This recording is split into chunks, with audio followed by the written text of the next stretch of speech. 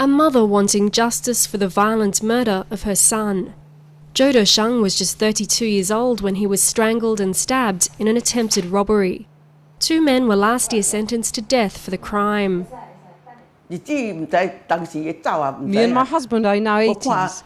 We don't know when we'll die, but we are only willing to go once we've seen the execution. In 2010, the Taiwan government reinstated the death penalty after a 4-year unofficial moratorium. It was a popular move. In polls, more than 2/3 of Taiwanese support capital punishment, believing it's a deterrent to violent crime.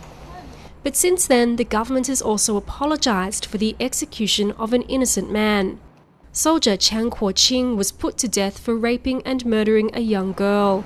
He always claimed he was forced to confess during a brutal interrogation by authorities.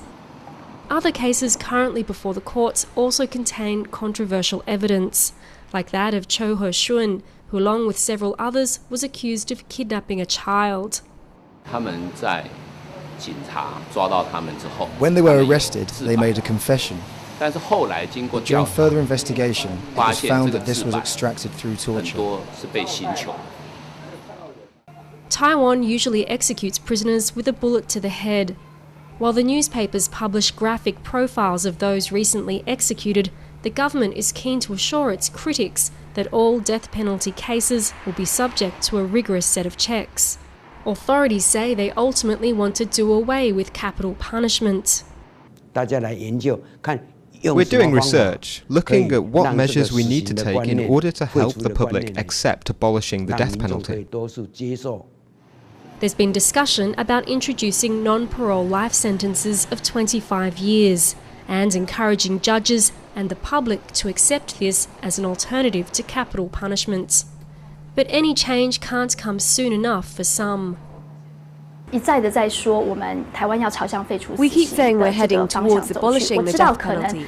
I know that there are lots of problems we need to solve in the process, but in the meantime, we call on the government to stop carrying out executions.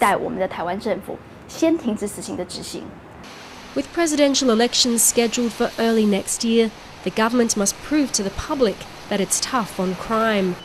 But it must also prove that those who walk through these doors are the real perpetrators, and that its pledge to abolish the death penalty is more than just words.